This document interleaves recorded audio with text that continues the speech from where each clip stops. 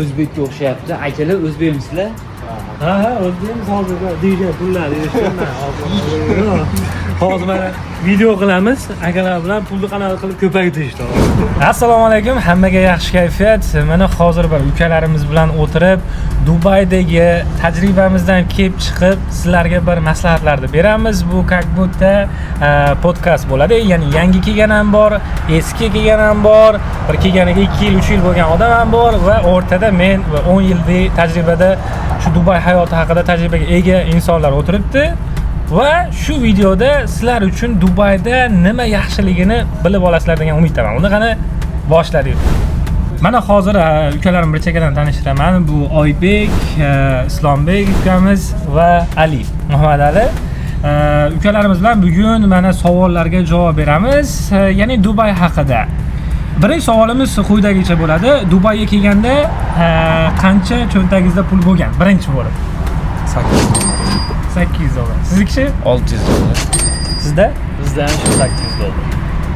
Endi menda 200 dollar bo'lgan, lekin uydan pul chaqaltirganman. U 2016-yili bo'lgan. Xo'p. Birinchi katta pulingiz qachon bo'lgan? Qachon birinchi katta pul ishlagansizlar Dubayda? Dubayda bizlar birinchi oyligimiz bo'lgan. 1400 dollar. Sizda? Menda o'sha Dubayga birinchi kelganimdagi ushlagan katta pulim 2000 dollar bo'lgan. 2000 dollar. Sizda esa? Shu birinchi oyligim 1,5 ming. Hammadan kam, chunki 2016-yili 400 dollarga ishlaganman bir oy.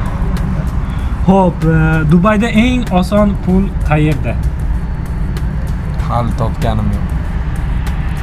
Dubayda eng oson движение qilganda bo'lsa kerak. Savdo yo'nalishida deb o'ylayman. O'zim shu yo'nalishda bo'lganim uchun shu yo'nalishda. Aha. Men uchun albatta tadbirkorlik qilganda yoki investitsiya vложение qilganda yaxshiroq bo'ladi. Hozirgi holatinglardan kelib chiqib, yana Dubayga kelish imkoniyati berilganda kelarmidinglar? Ertaroq keladi. Da, men ham ertaroq kelgan bo'lardim. Ertaroq iloji bo'lsa yana bitta plyus til qo'shib kelardim. Men ham kelardim. Dubayda odamni boy qiladigan yoki sindiradigan narsa nima deb o'ylaysizlar? Boy qiladigan narsa maqsad, kambag'al qiladigan narsa maqsadsiz. Shu bu fikriga qo'shilaman. Harakat maqsadni bitta qilib. Shu planni yo'qligi. To'g'ri. Menda ham shu tanish bilish yo'qligi deb o'ylayman. Bu yerda shu sababli juda qiylanishadi odamlar. Keyingi savolimiz, odam ishlab turib boy bo'la oladimi yoki faqat biznes qilib? Biznesni boshlash uchun ishlanadi albatta. Odam ishlash kerak, ishdan tashqari qo'shimcha nimadir kichikroq biznes yoki движение nimadirlar qo'shish kerak. Faqat ishlab menimcha boy bo'lishi qiyin. U bir xillik. Ozgina o'sish bo'ladi, lekin boy bo'lib ketish qiyin. Faqat shu menimcha biznes bilan boy bo'lsa bo'ladi. Aha, menda ham xuddi shunday. Biznes qurish uchun oldin biznesda ichida ishlab chiqqan bo'lish kerak bo'ladi. Bitta sohani o'zi pastidan, nolidan ishlab chiqqan bo'lsa, o'sha biznesni yurita oladi degan umiddaman. Xo'p. Endi bir hammada ozgina qiyinchilik hayotida bo'lgan. Deylik, eng qiyin kuningiz qaysi kun bo'ldi Dubayga kelgandan beri? Birinchi ish o'sha veterlik qiynaldi, chunki buyurmagan ishimizni kelib turib bu yerda qildik. Boshqa atmosfera, ko'rmagan narsalarimiz o'shaning uchun qiyin bo'lgan. Menda ham shu birinchi kelganimda qiynalganman, chunki yosh, bu paytda juda ham yosh bo'lganman. Birinchi marta chet davlatga chiqish, oiladan tashqari bu yoqda tanish bilish kam bo'lgan, o'sha paytda qiynalganman. Menda Xudoga shukr ish bo'yicha qiyinchilik bo'lmagan. Topishimda ham sog'liq bo'yicha ozgina qiyinchilik shu. Sal kasal bo'lib qolsangiz ham bu yoqda qiyin ekan. Kasal bo'lmaslik kerak iloji boricha. Menda esa Dubay hech kim o'g'irlamaydi deydi, lekin men o'g'irlatib qo'yganman narsalarimni. hamma yo'g'imni kashlogimda ID, pasport hamma yo'g'imni o'g'irlab ketishgan. O'shanda ozgina qiylanganman, ancha qiylanganman. Xo'p, bahsli savol beraman. Ya'ni Dubay ko'rinishmi yoki imkoniyat? Har kim uchun har xil. Men o'ylayman imkoniyat. Nimagaki haligi Instagramga hech hali ommaviy e'tiborga chiqmasdan imkoniyatdan foydalanib pul yoraverayotganlar ham bor. Instagram orqali. Shu menimcha ham imkoniyat. Albatta men uchun ham imkoniyat. Keyingi savolim shunga oid, ya'ni pul odamni o'zgartiradimi? Bunda ham hammani o'ziga bog'liq. Puli bergan odamga Sizni o'zgartiradimi? Hop. Pul odamni o'zgartiradi deb o'ylayman. Ko'rganman shunaqa pul ko'paygandan keyin o'zgargan odamlar. Yaxshi tarafga, yomon tarafga? Haligi o'zi uchun yaxshi tarafdir, lekin tashqaridan qaraganlarga yomon tarafga. Sizda O'zgartiradi, 100% o'zgartiradi. Ayniqsa shu ko'rmasdan turib birdaniga ko'rib olganlar.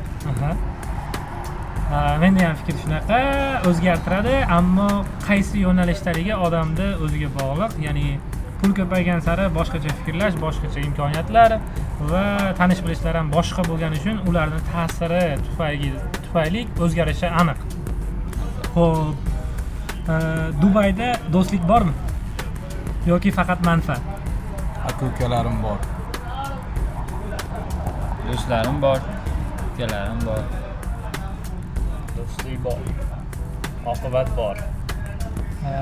Dubayda ikkosi ham bor deyman. Manfaat ham, do'stlik ham. Do'st bo'lgandan keyin manfaat tegmasa endi bilmayman. Bu do'st hisoblanmasa kerak. Xo'p, eng qiziq narsalardan, savollardan biri Dubay doim qimmat deyilgan. Endi shu sababli so'ramoqchiman. Eng arzon ovqat nima siz uchun? Dubayda Uyda qiladigan ovqatimiz. Albatta, ko'chadan bozorlik qilib uyda qilingan ovqat arzon tushadi. Juda qilingan ovqat ancha arzonlashadi. Uyda qilingan ovqat, men ham roziman shunga. Eng qimmat xato nima Dubayda? Xotim shetida borib totadi. Eng qimmat xato nima? Eng qimmat xato noto'g'ri yo'lni tanlab qo'yishlik, ishsiz qolib ketishlik katta xatolardan biri deb o'ylayman. Sizda? Eng qimmat xato endi hali bunaqasini ko'rmadim. Kichkinalardan bittasi shu ishga uxlab qolish, keyin iloji yo'q taksida ketish. Xo'p, eng qimmat xato bu yerda hali bironta yerda ishlab turib, boshqa joydan offerga sayin qilmasdan turib, ishdan bo'shab ketish. Eng katta xato. Ish topmasdan turib, Ish topmasdan turib, men bu yoqqa chiqib ketdim, bundan deb turib ketib yuborish, viza ko'p rasxodlarga tushib ketadi. Albatta. Xo'p. Yoshlar bor, uylanmaganlar bor. Dubayda sevgi bormi? Dubayda sevgi yo'q. bilmadim. Men haqida ko'raman. Pul, faqat pul. Pul rol o'ynaydi. Manfaat. Endi sevgi O'zbekistonda deydi, uylanganlar bor. Xo'p. Boss bo'lish qiyinmi yoki worker? Ya'ni boshliq bo'lishmi yo ishchi bo'lishmi? Qaysi biri qiyin? Ikkalasining o'ziga yarasha qiyinchiliklari bor. Ha? Hali boss bo'lib ko'rmadik, ishchinikini ko'rdik. Meni fikrim bo'yicha boss bo'lishcha qiyinroq. Chunki misol uchun qisqasi boss bo'lishcha qiyinroq. Men o'zim ishlayotgan soha bo'yicha ko'rdim. Shu hamma ishni biz qilamiz, tepadagi menejerlar hech nima qilmaydi. Kun bo'yi keladi, telefon o'ynab ketadi. Menejerlarga, bosslarga osonroq. Qo'lidagi ishchilarga qaragan. Hamma ishni ishchilar qiladi. Yaxshi, hop. Men uchun har bitta ishda qadri bor. Ham bosslarda, agar bosslar bitta topshiriq bermasa, ishchilarga ish yo'q. Agar ishchilar ishlamasa, bosslarga non yo'q. Ya'ni ikkosi zanjirband. Xo'p, eng qiziq savol. Dubayda qarz olganmisiz? Katta qarz yo'q, uni bo'lmagan. Sizda? Yo'q, unaqa katta qarz bo'lmagan, o'sha boshida balib bo'ladi. Hali yaqinlaringiz bilan bir-biringizdan oldi berdi. Lekin unaqa katta qarz olib unaqa aloqa qilmaganmiz. Yo'q, katta qarz olinmaydi. Kichkina masalan olinganmi? Ha. U doimiy bo'lib turadi. Semichkani. Dubayda qarz olganman, haligacha to'lanmasdan yuribman. Bir kunda eng ko'p qancha ishlaysiz? Bir xil 9 soat. Siz 12 soat ishlaganman bir marta, hozir 9 soat. qo'shimcha pul bergan? Yo'q.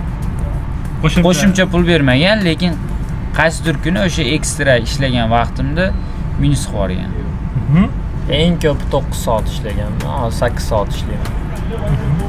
Eng ko'p ishlaganim men ekanman, 17 soat ishlaganman, ofisdan bo'lib ishlayotganimda.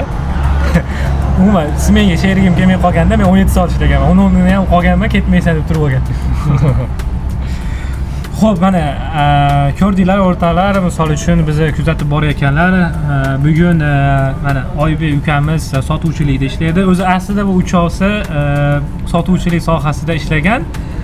Ishlab kelishadi hozir. Oybek esa mana sotuvchilikka kirganiga bir 5 oycha bo'lib qoldi. Bu ya anchadan beri yuradi. Big Cars deb nima qilsanglar, bu bolaning hobbisi. Bu yerda Dubaydagi sara mashinalarni obzorini olib chiqadi. Men aytdim, qo'yib qo'yaman, ko'rsanglar, normalniy kontent ham oladi. O'zi ham blogerlar qatorida. Bu ukamiz ham polochi, ya'ni poloda ishlaydi, sotuvchilikda. Xudo xolasa 2 yildan beri bu ukamiz ham shu yerda. O'ylaymanki, bugungi videomiz ancha manfaatli bo'ldi. Agar shunaqa videolar ko'p chiqishini xohlasanglar, bitta like va kommentariyaga go deb qo'yasizlar. Kelasi videoda shunaqa videolar olib chiqamiz. Mayli, unda Sog' bo'linglar. Instagramda meni kuzatish esdan chiqmasin. bo'ldi, gapinglar yo'qmi? Salomat bo'ling. Salomat bo'linglar. Dubayda görüşguncha. Kamerani 6 oydan beri ishlayapti.